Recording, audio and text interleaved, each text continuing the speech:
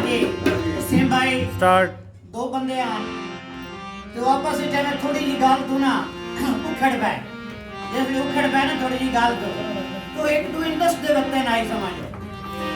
ਇਹਦਾ ਇੱਕ ਦੂਜੇ ਨੂੰ ਦੱਸਦੇ ਵਕਤੇ ਜੋ ਕੀ ਦੱਸਦਾ ਵਕਤੇ ਲੜੇ ਵਦਿਆ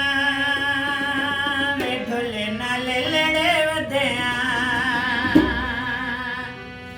ਲੜੇ ਵਦਿਆ ਵੇ ਢੋਲੇ ਨਾਲ ਲੜੇ ਵਦਿਆ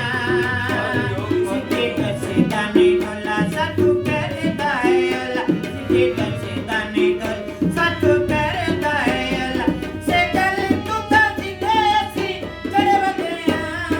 ਲੜੇ ਵਦਿਆ ਤੇ ਢੋਲੇ ਨਾਲ ਲੜੇ ਵਦਿਆ ਲੜੇ ਵਦਿਆ ਤੇ ਢੋਲੇ ਨਾਲ ਲੜੇ ਵਦਿਆ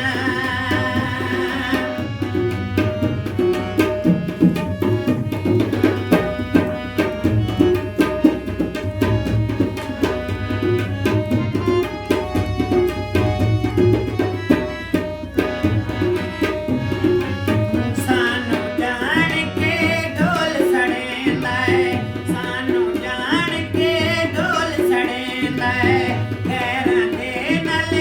ਪਿਆਰ ਕਰੇਂਦਾ